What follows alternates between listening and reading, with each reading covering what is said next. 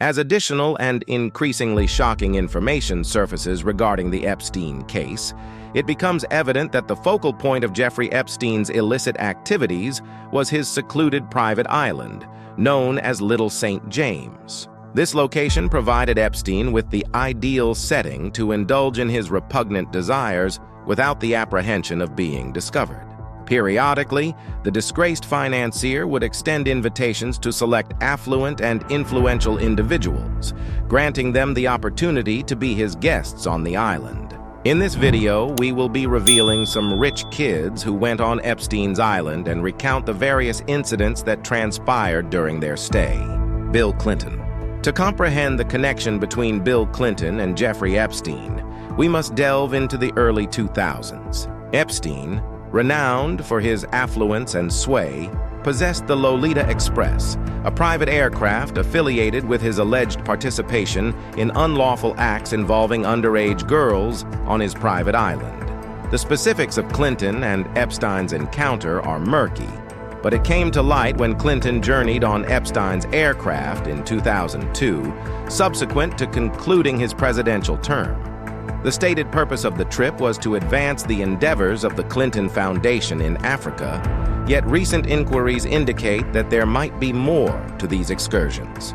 Contemplation envelops Clinton's affiliation with Epstein, with rumors insinuating his complicity in Epstein's illicit ventures. Unsealed legal documents pertaining to the Epstein case unveiled assertions made by Epstein himself, suggesting that Clinton held a fascination for young girls. Though these records do not explicitly accuse Clinton of any misconduct, they do divulge that he undertook numerous trips on Epstein's plane, surpassing prior knowledge. The pivotal question persists: why would a former president of the United States engage with an individual like Epstein? And what was Clinton's purpose aboard that aircraft? The media is engaging in conjecture regarding the association between Clinton and Epstein's undertakings.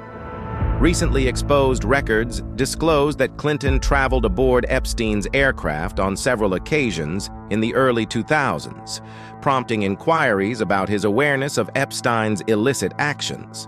Clinton's representative highlights the considerable absence of contact between Clinton and Epstein for nearly 2 decades. However, the frequency of Clinton's flights and accusations of a visit to Epstein's Island indicate a deeper connection. Jeffrey, a former masseuse for Epstein, asserts that Clinton dined on the island in the company of 2 adolescent girls clinging to his arm. These allegations have astounded the media and given rise to speculation. It is important to acknowledge that these assertions have not been proven in a legal setting, and Clinton refutes any participation in Epstein's unlawful endeavors. Nevertheless, the unsealed legal documents have sparked renewed curiosity in the nature of their friendship and Clinton's knowledge of Epstein's actions. Jean-Luc Brunel. Jean-Luc Brunel began his career in the modeling industry in the 1970s by joining the Karen Models agency in Paris as a talent scout. He quickly rose to become the agency head by 1978. However, there were reports of mistreatment of young models during this time. In 1988, American models accused him of sexual assault, exposing a distressing environment of exploitation and abuse. Despite these allegations, Brunel's career remained successful, and he collaborated with his brother Arnaud to establish the renowned modeling agency, the Next Management Corporation, in the same year. Unfortunately, their partnership ended in a legal dispute in April 1996. In the early 2000s, Brunel partnered with Jeffrey Epstein, a billionaire financier, to establish a modeling agency called Mc2 Model Management. Epstein provided significant financial support, reportedly giving Brunel up to $1 million in 2004. With this funding, Brunel transformed Karen Models' U.S. division into Mc2 Model Management, opening offices in New York City and Miami in 2005.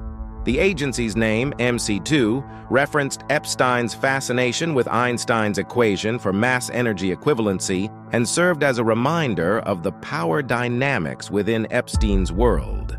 Brunell's company represented well-known customers like Nordstrom, Macy's Inc., Saks Fifth Avenue, and Neiman Marcus.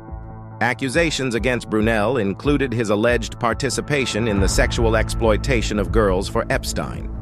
Evidence from flight records revealed his frequent trips on Epstein's private plane and regular visits to the prison where Epstein was detained. Brunell took legal action against Epstein in 2015, but the case was dismissed. Court documents from a civil lawsuit unveiled Brunell's purported involvement in the human trafficking scheme orchestrated by Epstein and Maxwell. Following Epstein's death, Brunell went into hiding and was investigated by the French National Police. He was intercepted at Charles de Gaulle Airport in December 2020 and taken into custody for questioning in relation to rape, sexual assault, criminal conspiracy, and human trafficking involving minors. He was found dead in his jail cell in February 2022, with the cause of death reported as suicide by hanging. The revelations surrounding Brunell's association with Epstein have exposed the dark side of the fashion industry and the disturbing connections that allowed these abuses to persist. Every day reveals more disturbing details about the shocking events related to Epstein, even though he is no longer alive. People around the world are eagerly waiting to see his collaborators and those who supported his actions brought to justice. If you enjoyed this video, don't forget to subscribe, leave your comments on this case, and click here to watch more captivating videos.